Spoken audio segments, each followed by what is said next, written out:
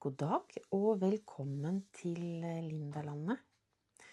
I dag skal jeg snakke litt om aske, og hva som egentlig er så fint med aske. Fordi vi fyrer med ved, og aske fra vedfyring er noe mange bare ser på som avfall, men det er faktisk en ressurs som kan brukes, og den har vært brukt i generasjoner. Så på et småbruk som her på Lindalandet så passer den perfekt inn i tankegangen om å bruke det man allerede har, og la minst mulig gå til spille.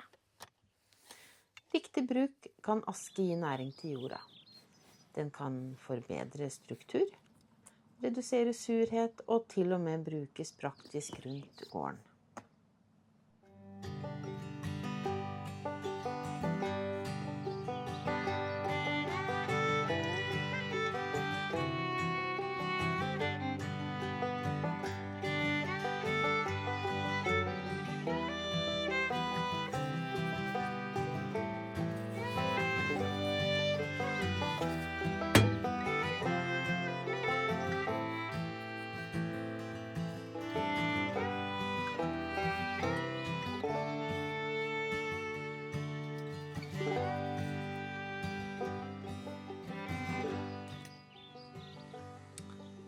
Så lurer vi litt på hva aske egentlig inneholder.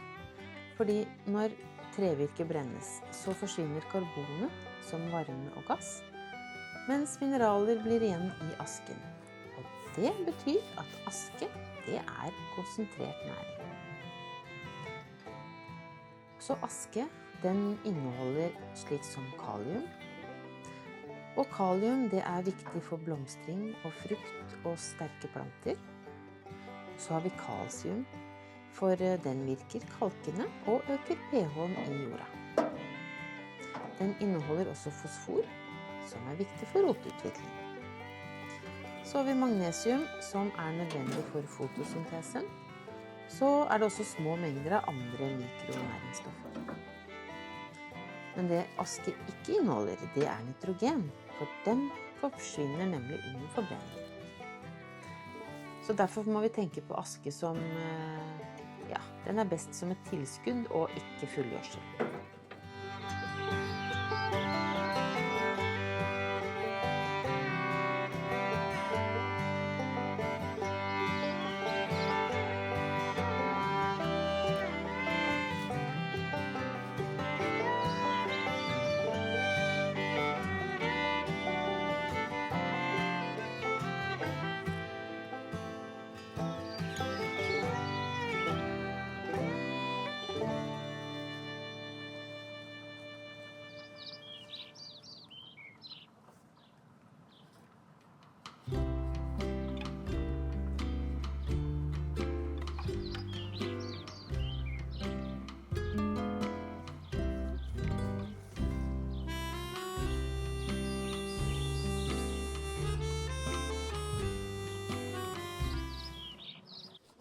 Så hva gjør aska med jorda?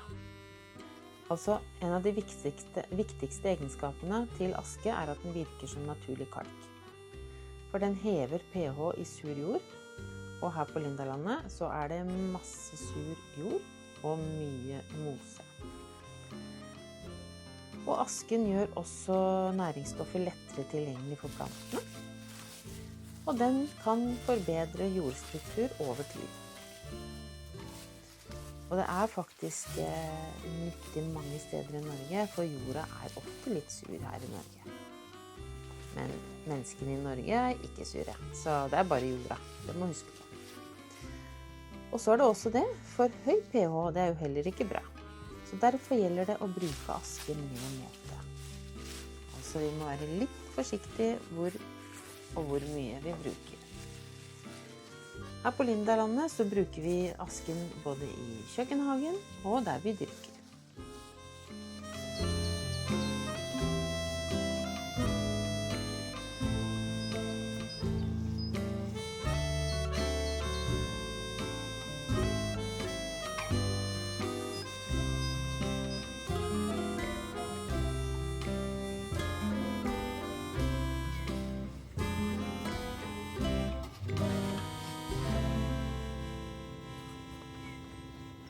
Og aske kan brukes i hagen på flere gode måter. Den kan brukes som gjødsel.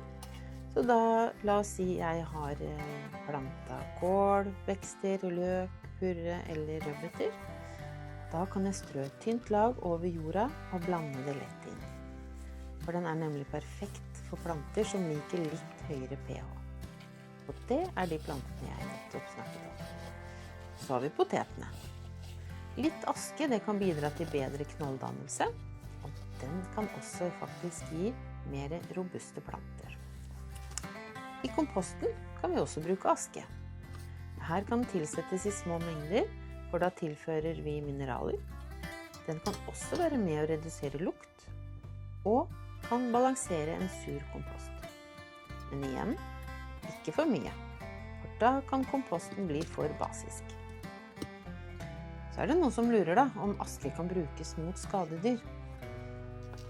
Ja, til en viss grad sies det. For tørr aske den kan strøs rundt planter for å holde snegler unna.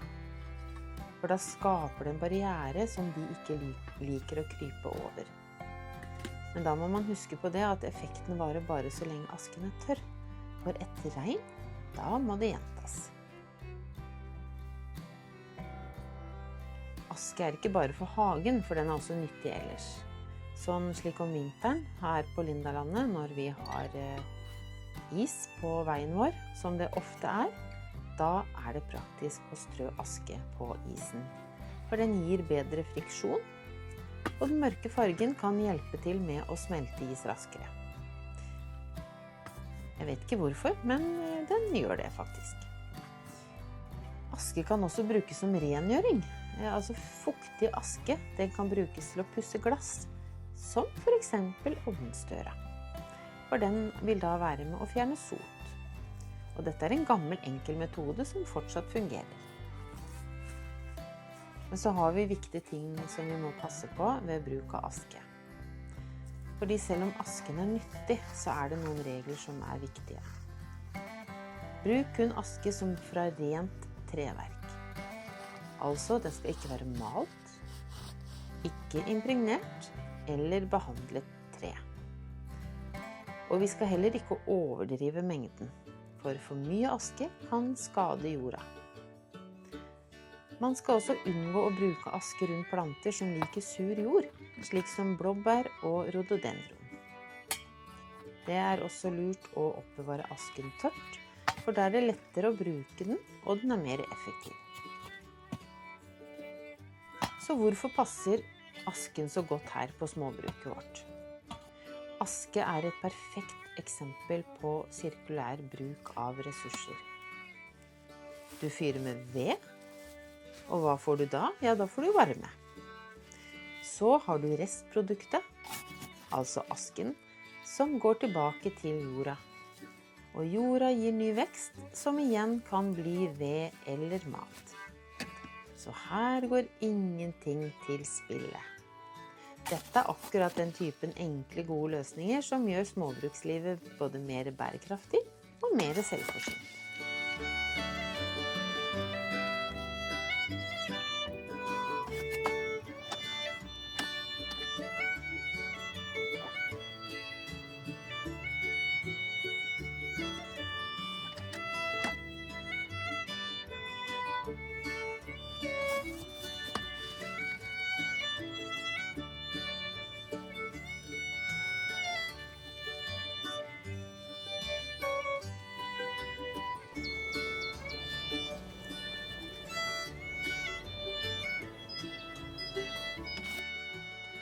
Så kort oppsummert, aske er altså en naturlig kilde til viktige mineraler.